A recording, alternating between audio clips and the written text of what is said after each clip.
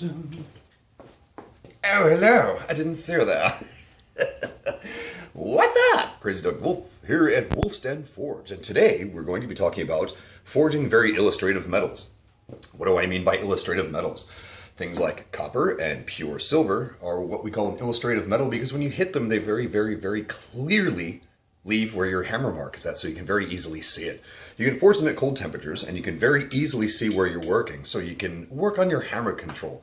So that way, when you're pounding on something, you're not guessing where your hammer's hitting. You can see it very clearly, so you can work on hitting the areas you want to hit with the pressure that you want to hit them at.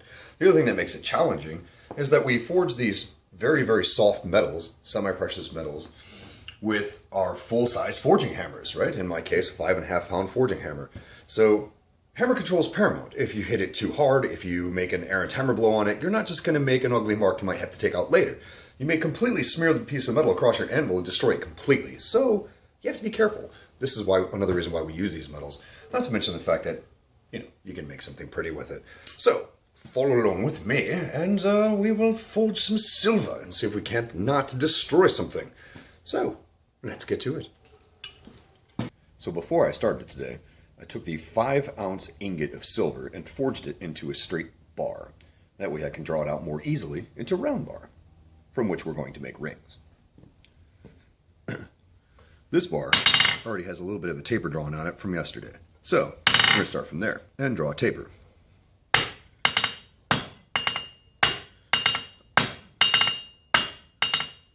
Opposite sides. Draw it down to a nice square taper. That looks pretty decent. Now we're going to isolate the amount that we want for our leaf. Half on, half off blows with the round face of the hammer off the side of the anvil.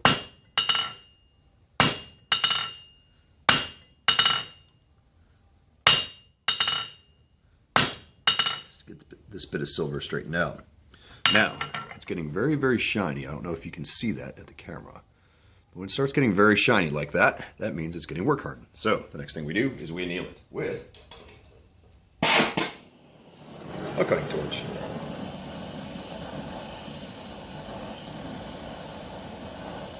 You want to heat this just before it starts picking up a little bit of color. It starts getting a little dull on the surface, not shiny anymore. Then, straight into wall. Silver work hardens as you forge it. If you get it too hard, it becomes brittle and starts falling apart. We definitely don't want that to happen. So, now that we've annealed, it's nice and soft.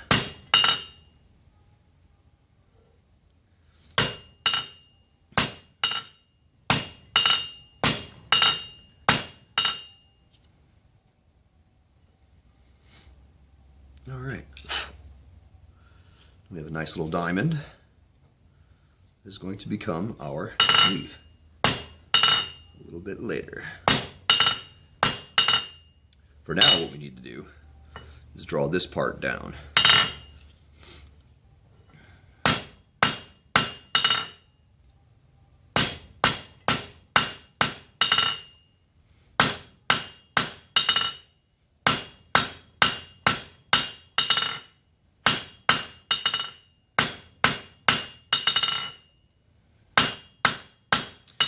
Shiny again, so we need to anneal.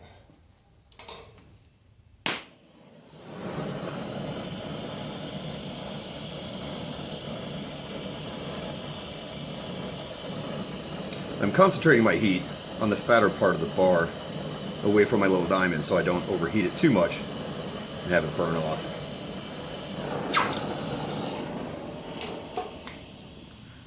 The dangerous thing about annealing silver is by the time you've realized you've gotten it too hot, it's a puddle on the floor. So, caution. Caution is important. I'm going to dress up my little end here just to tot it up a bit. Alright, let's draw this back a little more.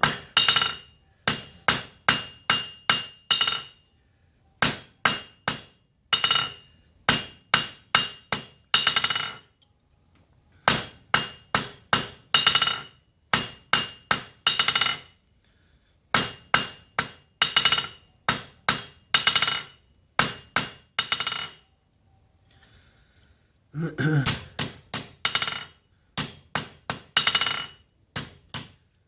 back to annealing.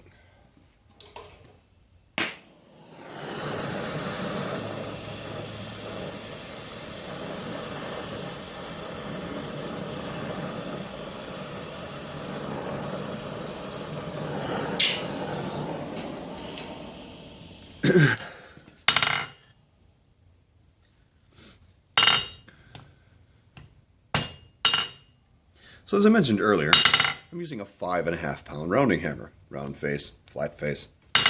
When using a hammer this heavy and doing work like this, it behooves you to have very good control. So when you're working on something fine, you might want to choke up on it a bit so you have much easier control over it.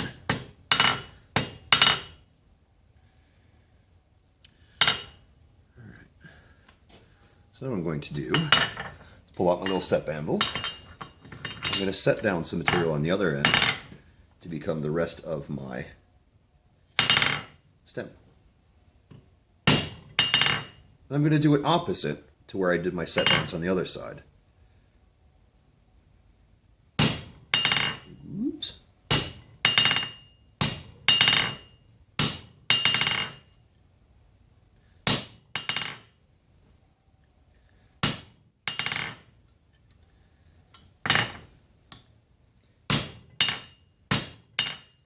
Just like you would on the edge of the anvil, doing half on, half off blows, excuse me.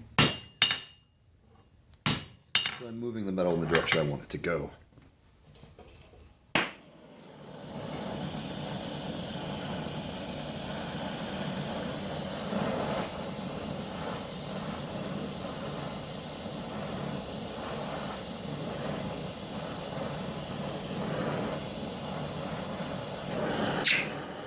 Of course, the thinner you make your silver, the more careful you want to be about heating it up. Otherwise, you might just find you don't have it anymore. Right now I'm squaring up my bar a little bit because I mishit it. I got a bit of a rhomboid going on. And that comes from sloppy hammer technique, which is exactly what we're supposed to be working on and addressing today. Alright.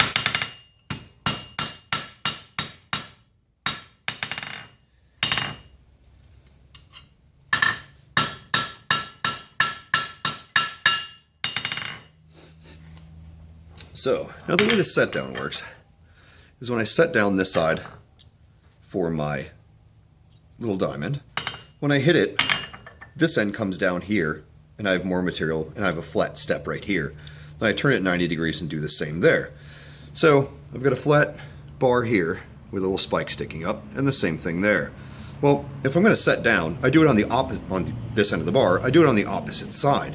So that way, if I need to work on drawing this out, I can do so without smushing my diamonds against the anvil. And if I want to work on drawing out this side, I flip my bar over. And you see how I have this step here. I can work on this, drawing this section out here, without smushing this part of my bar. So that's the idea behind that.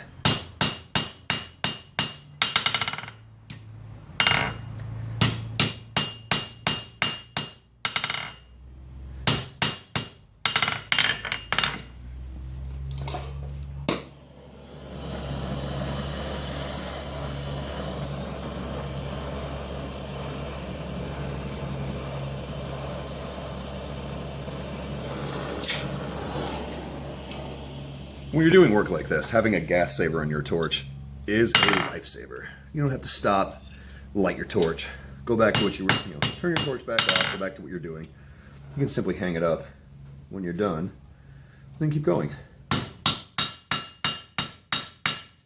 Extremely conveniently handy thing to have.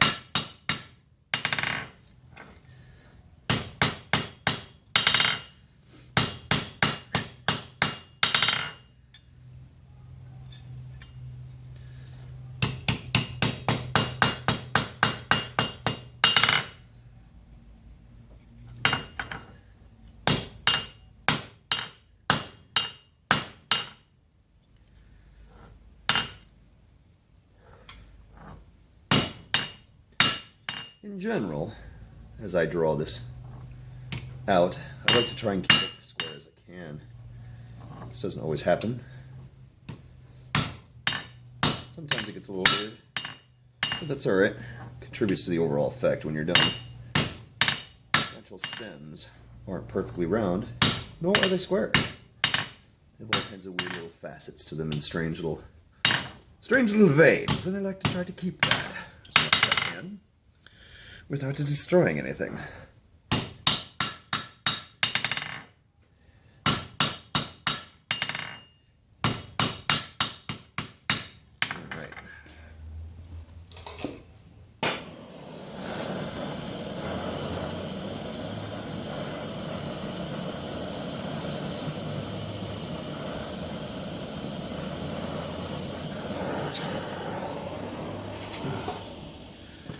Alrighty.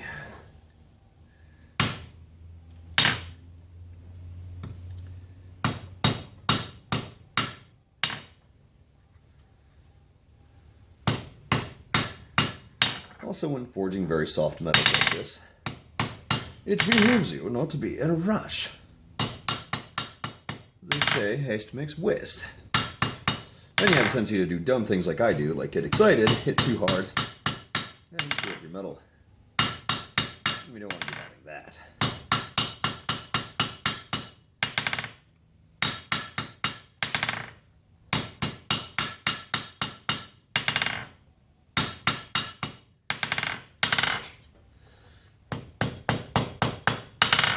And again, just drawing out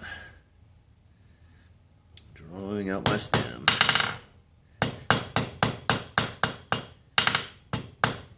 Now, you don't want to get too thin, because when you start rounding it, it's going to draw out a little bit more too. But you definitely want to make it thinner down here, because as you get towards the end, it's going to get skinnier, skinnier, skinnier, and come to a really fine point here, which we're going to flip over, turn into a penny scroll, if it goes right. And that's what's going to terminate the ring. So you want it thinner down here, but not enough to where you're going to break it off through the rest of the operations.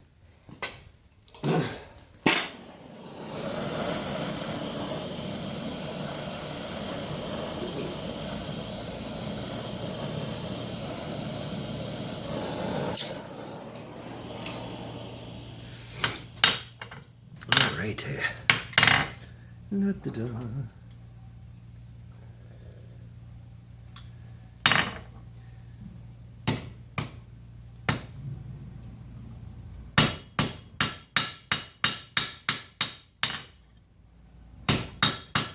Silver is so soft that occasionally when you're making your squares, if you get a little bit on the rectangular side, if you hit it with the hammer wrong, it'll actually roll it over completely. The next thing you know, you're forging on different sides than you started off with. So one must be cautious. Yes, caution. Caution is the word of the day when one is forging soft metals. Or you will rue the day that you have started. Oh no. Oh no. Oh no. I'm hitting it weird, and it's doing weird things. Alright, I'm going to work on this a little bit more. Draw this end out just a bit more. And we're getting there.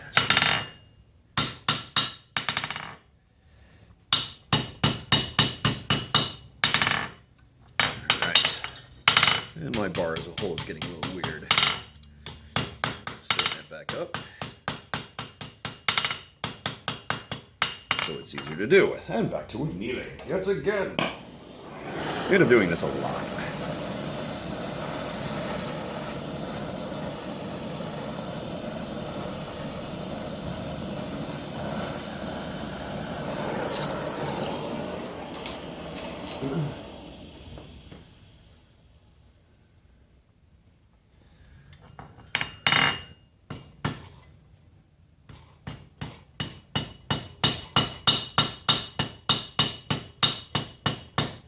Back into a little bit more of a symmetrical shape.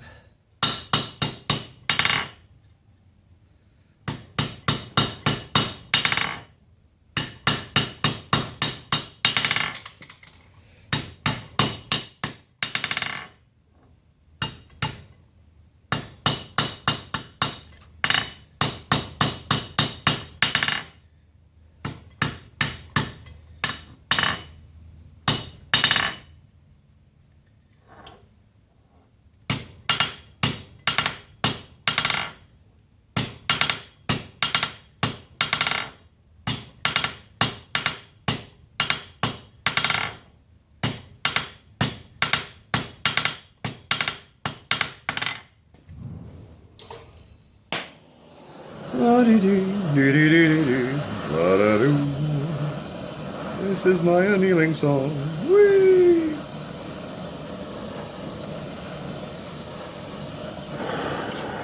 Now, why be so cautious about annealing? Very simple. If you don't, it starts getting brittle. When you start seeing little flakes and stuff coming off your metal, it's getting much more brittle. And you may actually be cracking it down the interior, so when you go to wind it into a ring, it may split in half, which is rather heartbreaking. Rather heart-rending is. You put all that hard work into something pretty, and it turns into crap. It can be very upsetting. So a little caution now goes a long way.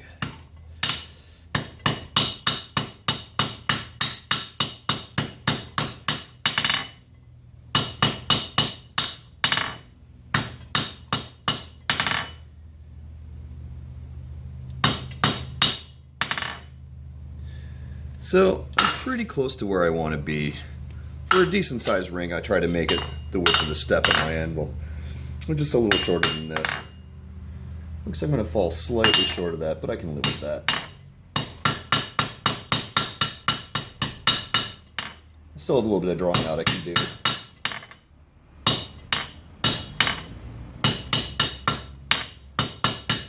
For right now, I'm going to start rounding. So to round, first take your square, you turn into an octagon. Then you take your octagon and you turn into the 16 octagon, whatever the hell that's called. And then, you know, keep reducing your corners until you end up with something round. All the while, be very, very, very cautious about making sure that your silver is not getting shiny. If it's getting shiny, it's work hard. And you need to anneal it before you wreck it.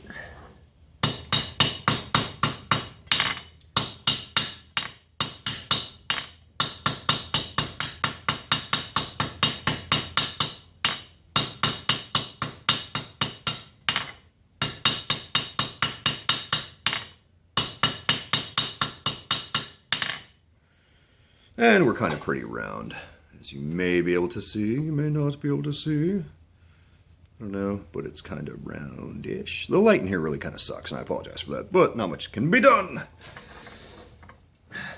Not like I got a budget for studio lights and stuff.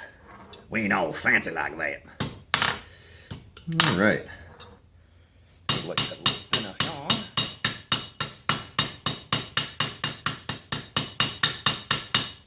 When you're rounding something, right, so even if whether it's a little stem on a leaf like this, if you're rounding a big piece of bar, you don't have to roll it completely over because you're getting return energy action from the anvil as if you were hitting it between two hammers.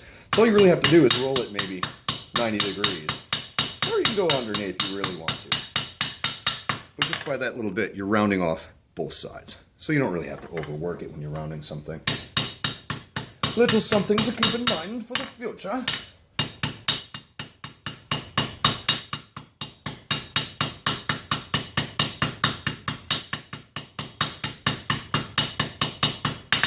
And here I'm just thinning that edge out a little bit more. I want to try and thin this down a little bit, but I'm going to go nice and easy. Because it's this thin, when you try to square it and draw a taper and square it and draw a taper, unless you're very accurate, which I apparently am not today, you just roll your little square back and forth. You don't really get very far.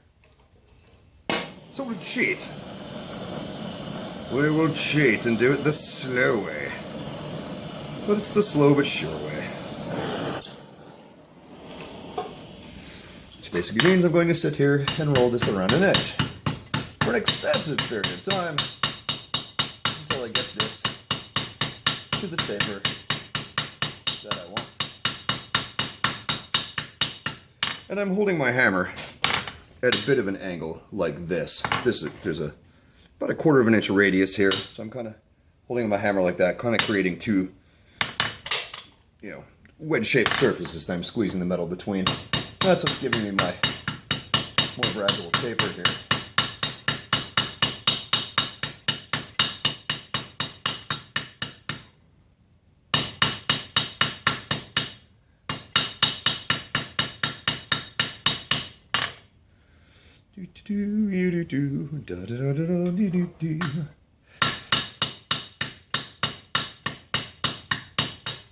Aha! And we're almost there. Alright. Little on the shorter side, but about there, right about there. You can draw the side just a touch more. Give myself a little more length. Give me right about the length I'd like to be.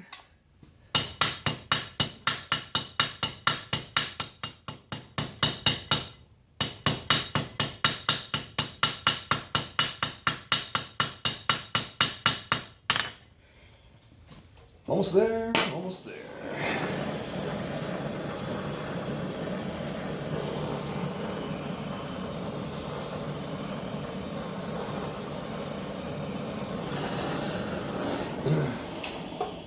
I don't know if you can see that little bit of red that I just had on the bar there, but that's about the hottest you ever want to get this to get.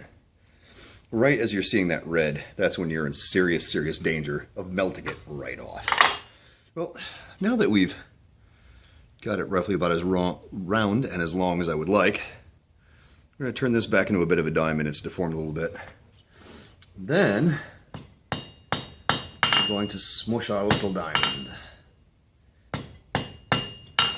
So that's pretty much it. The way leaf is done, you have a little diamond on the end, you stick it point up. And the idea is to take the roundest part of your rounding hammer and hit the pointiest point of your little point right there, like that. And you can see, I hope you can see, as it's starting to flatten out a little bit like that. It's still very small, but it'll spread out a lot more real quick here.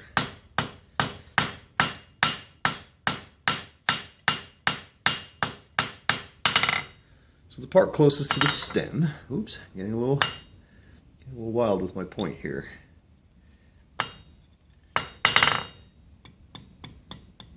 Okay.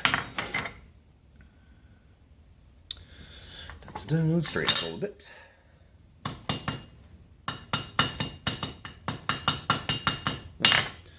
So we've kind of turned it into a little bit of, kind of like a little spade-ish type of thing. Now what we're going to do, after we anneal one more time, because that little bit of forging right there has actually made it really, really hard, we're going to take a rounded fuller and we're going to put the veins in. First a little annealing, yes.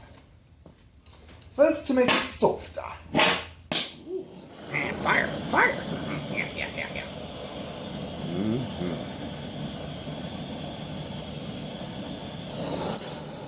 Right. So, let's see here. It's something, you know, I shot this video once, and it was very quick and dirty, and I didn't show very many things that I should have shown. Number one of which being some of the tools that I use. Firstly, we're going to set this down here so it doesn't go wandering around on us while we're working on it. Kind of prefer to go this way. Hopefully you can see that.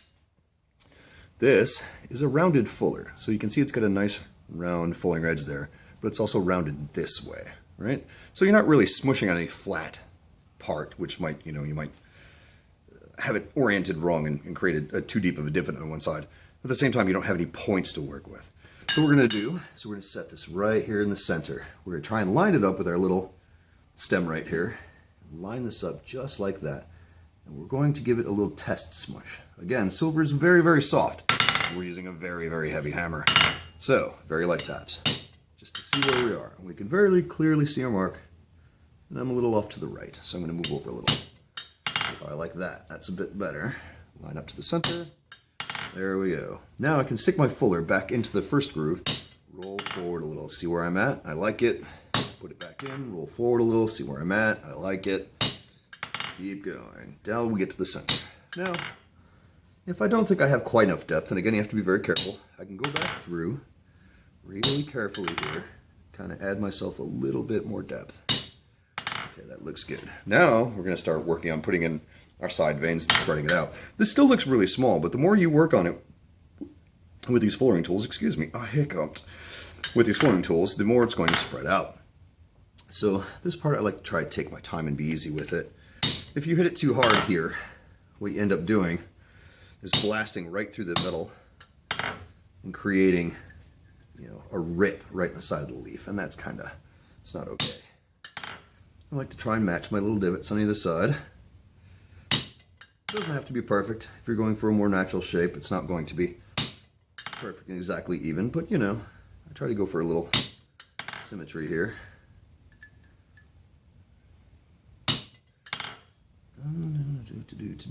Most people do 3 divots, one per side of the leaf. I typically do 4. I think it looks better. Kind of balances this thing out a little bit. Might even go a little wild and do 5 on this one.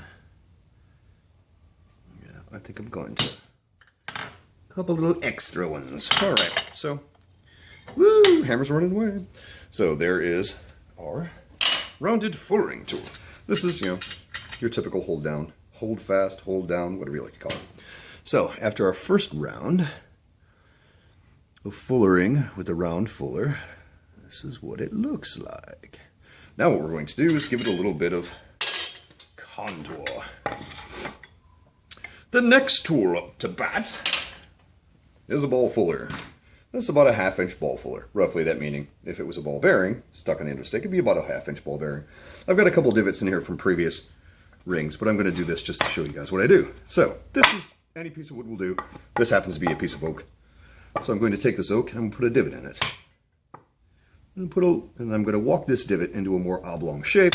By going like this, yes, until I have, kind of an oblong depression. Not too deep, but fairly smooth. The ring is going to indent it a little further. So you can see, the hammer's running away now. You can see the one I just did versus one from yesterday. So you might be able to see the veins in this one here. But this is the one that I just made, and that's what I'm going to work in. So, as soon as I find my errant hammer, which is running away, it's hammer time, yes. Alright. Very important. The vein sides, or what I call the face of the leaf as I'm working on it, down.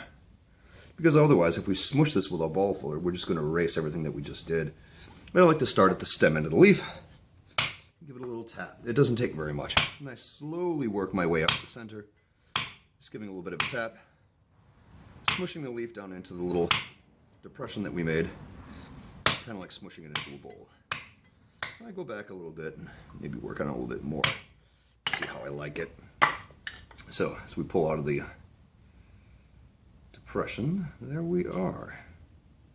So, you can see it's taken on a bit more of a round shape, and it's spread out all of the little veins that I put in there. This is not the best one I've ever done, but it looks pretty good, I think. It could be a little better, could be a little worse, yes. Now we have one major step left. For that, we're going to get rid of our block, get rid of our ball. And this is a round ring mandrel. This one doesn't have any markings on it. I have one over here that does, but it really doesn't matter for this stage. What we're going to do is we're going to put it onto our mandrel, roughly about here, yes. Put our thumb on it really good and tight. You can use scrolling tongs for this, but I find that's kind of dangerous on soft metals like silver. What I'm actually going to do before I screw up too badly is back up here a moment. What I should have done is annealed this leaf, because I just made this leaf very hard by doing that. And I noticed that as I was trying to wrap around the mandrel. So, I'm going to massage that with a little fire. And this. Okay. That way we don't split it and destroy all of our hard work. That would make me very sad at this point, yes. A conniption I might have even, yes. Then we kind of wrap this around and match around our ring mandrel. Take this one, wrap it around here. It's interesting because you can feel the silver getting harder just by wrapping it around this mandrel. Now that we get here, I take this by pushing down hard this way and get this down onto the mandrel. Then what I'm going to do is twist it around this way, see if I can get this where you can see it, and turn this into a bit of a penny scroll. Not only does this shorten the end, but it also separates it from the bar. Now this one didn't really scroll too much. So what I'm going to do is set my silver down, take this off the mandrel, and I'm going to cheat. I'm going to use my Leatherman tool because I'm a terrible person instead of using scrolling tongs.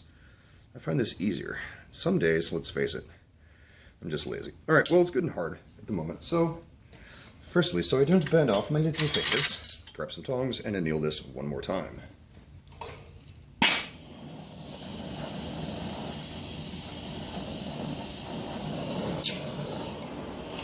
As you can see, with how thin it's gotten, it really doesn't take very long to heat it up enough to anneal it, so you have to be cautious. You can easily destroy it at that stage.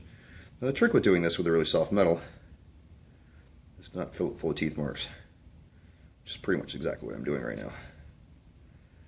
Because I'm a terrible person. But actually not too badly.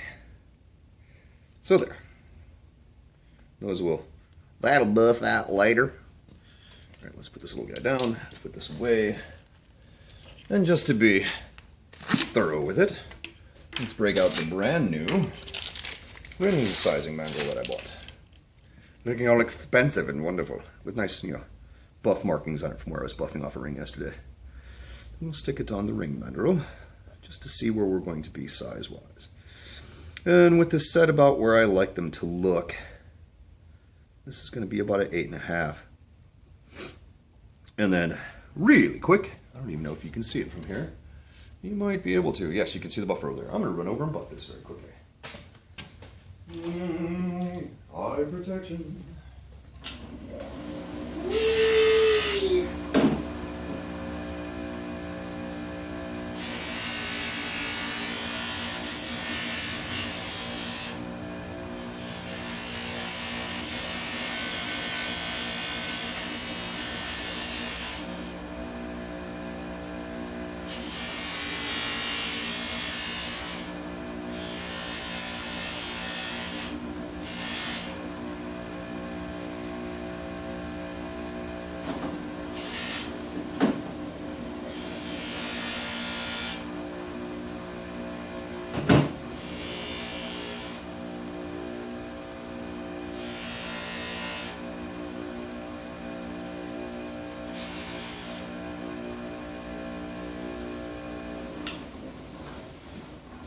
Da-da-da. And, needs a little cleaning off, but there we go. One little silver leaf ring. Let's see how well you can see this. I don't know how well you can see that, but that it be. So, that's pretty much all the steps there are to making a precious metal ring. Now, one of the things I didn't talk about while I was doing it, I find it sometimes a little difficult to concentrate on fiddly tasks like not destroying fine metals. Or, here's another one, very similar. I did in copper, so it's the same kind of process. But anyway, one of the things I wasn't talking very much about, and I realized that you were talking to, my crotch and my anvil at the moment, not my face, but hey, what can I say? One of the things I wasn't talking about, here, let's come down here so you can see me a little better. One of the things I really didn't talk about very much, and I didn't really show a whole lot, is how clearly you can see the hammer blows when you hit it. But this is the most important thing about this exercise. It really allows you to tune your hammer technique. So you can see when you're hitting off to the sides. Like if you keep, say you're taking a round piece of metal, you're turning it into square stock, and you keep wondering why instead of being square, it turns into a rhombus, where you have these sides that do this. You can see this very, very clearly when you're doing either copper or silver, because it'll show you if your hammer blows are hitting square down on, if you're hitting off to the side, or if you're trying to draw out, if you're not getting your perfect fish scale pattern of taking half your face of your hammer onto the next one, so you can draw it more efficiently. You'll very clearly see this, so you can adjust. And also, it gives you a feel for working with all of your hammer handle. Your hammer handle is only part of a tool. You don't just grab it here, right? Well, I should say, the hammer handle is actually an integral part of the tool. This isn't the only part of it you can use. You can use all of it, right? So you have finer control over here, you can hit much harder over here, and so on and so forth. And you learn to use all these parts of your hammer handle by doing simple things like this. Okay, I hope that was worth watching. And if not, leave me snide comments in the comments below. Call me funny names and call me a jackass. And if there's something else you'd like to see, if there's something I could expand upon, something else I could talk about, please let me know, and I'll be happy to get to it. Thanks for watching, guys. Have fun.